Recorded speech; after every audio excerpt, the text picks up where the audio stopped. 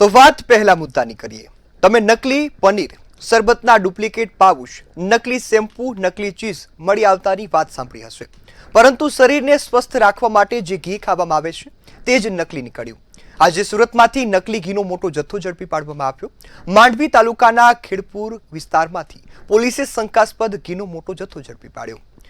અંગેશ્વર સોસાયટીમાં મકાન નંબર 400માં નકલી ઘી બનાવતી પ્રવૃત્તિ ચાલતી હતી. બાતમીના આધારે માંડવી પોલીસે દરોડા પાડ્યા. સ્થળ પરથી અલગ અલગ સાઇઝના ડબ્બાઓમાં પેક કરેલું શંકાસ્પદ ઘી ઝડપી પાડ્યું. આ ઘી યદુગીરી બ્રાન્ડના નામે બજારમાં વેચાતું હતું. પોલીસ તપાસ દરમિયાન કુલ 810 લીટર નકલી ઘી ઝડપી પાડ્યું. તેમજ અંદાજિત કિંમત લગભગ 6,65,000 રૂપિયા હોવાનું જાણવા મળ્યું છે. તો પોલીસે સમગ્ર જથ્થામાંથી નમૂના લીધા છે અને લેબોરેટરીમાં તપાસ માટે મોકલી આપ્યા છે. આ સાથે જ હવે આ મામલે કાર્યવાહી શરૂ થઈ છે. પરંતુ ગુજરાતમાં નકલીનો કારોબાર અટકતો નથી એ સમગ્ર ઘટનામાં મહત્વનો સવાલ જોવા મળ્યો. સુરતમાંથી વારાફરતી આવી જ ઘટનાઓ સામે આવતી હોય છે. નકલી ખાવાની વસ્તુઓ બનાવતા જે તત્વો છે તે બેફામ બન્યા છે. ત્યારે ફૂડ એન્ડ ડ્રગ્સ વિભાગ કાર્યવાહીની વાતો તો કરે છે, પરંતુ અત્યાર સુધી સફળ રહ્યો નથી. સમયાંતરે આવી જ ઘટનાઓ કે જેમાં દૂધ, ઘી, પનીર આ તમામ વસ્તુઓ નકલી હોય છે, તેમ છતાં અધિકારીઓ કામ કરવામાં નિષ્ફળ ગયા છે. ત્યારે આપણી સાથે શિરીષ ચૌધરી જોડાયા છે કે જેઓ એક સામાજિક આગેવાન છે. શિરીષભાઈ, ખાસ આ મુદ્દો એટલા માટે મહત્વનો છે કે લોકોના સ્વાસ્થ્ય સાથે છેડા, પરંતુ તંત્ર પકડવામાં નિષ્ફળ. કઈ રીતે જોઈ રહ્યા છો સુરતની ઘટનાને?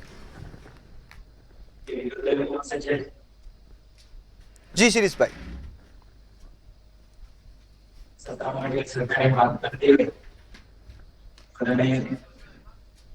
જી શિરીષભાઈ, કે જે નકલી ઘીનો જથ્થો ઝડપાયો છે, કઈ રીતે જોઈ રહ્યા છો?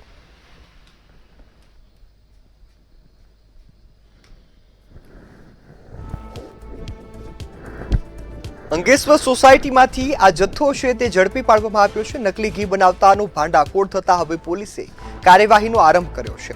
પરંતુ સવાલ એ થાય કે વારાફરતી આવા જ તત્વો બેફામ બને છે, આવા તત્વો લોકોના સ્વાસ્થ્યને હાનિ પહોંચાડે છે, તેમ છતાં પોલીસ કાર્યવાહી થતી નથી. આરોગ્ય વિભાગ સતર્ક થાય છે, પરંતુ નમૂના લીધા બાદ તેના સેમ્પલ આવતા નથી. પૈસા ખીચામાં જાય છે અને સેમ્પલો પાસ થઈ જાય છે. આવો પણ આક્ષેપ લોકો અત્યારે કરી રહ્યા છે. તો સુરતના ખેડપુરમાં નકલી ઘી બનાવતાનો આ ભાંડાફોડ થયો છે, જેમાં ફરજીઓએ હવે ઘી પર પોતાનો હાથ અજમાવ્યો છે. ઘી પર હાથ અજમાવી હવે લોકોના સ્વાસ્થ્ય સાથે છેડા કરવાનું મોટું કાવતરું પણ ઘડ્યું છે.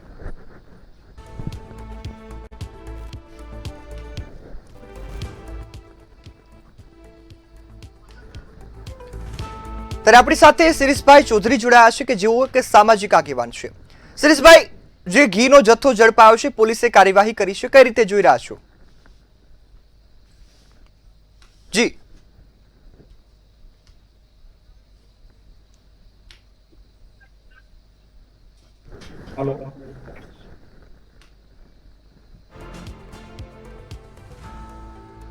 આવે છે, મુદ્દામાલ સીલ થાય છે અને ફરીથી એ કારખાનું ધમધમતું થાય છે, જેના જ કારણે આ બેફામ તત્વો ફરીથી આવું કૃત્ય કરે છે, લોકોના સ્વાસ્થ્યને જોખમમાં મૂકે છે. જો કદાચ આ ઘી અત્યારે બજારમાં પહોંચી ગયું હોત તો અનેક પરિવારોમાં આ ઘી પહોંચી ગયું હોત, અનેક પરિવારોએ તેની મીઠાઈ બનાવી અલગ અલગ રીતે આરોગી લીધું હોત ને તેને ખાસ સ્વાસ્થ્ય બગડત. ત્યારે શિરીષભાઈ ચૌધરી આપણી સાથે જોડાયા છે. શિરીષભાઈ, ખાસ જે આ ઘટના ઘીની સામે આવી કે નકલી ઘી પકડાયું, કઈ રીતે જોઈ રહ્યા છો? લોકોના સ્વાસ્થ્ય માટે કેટલું ગંભીર?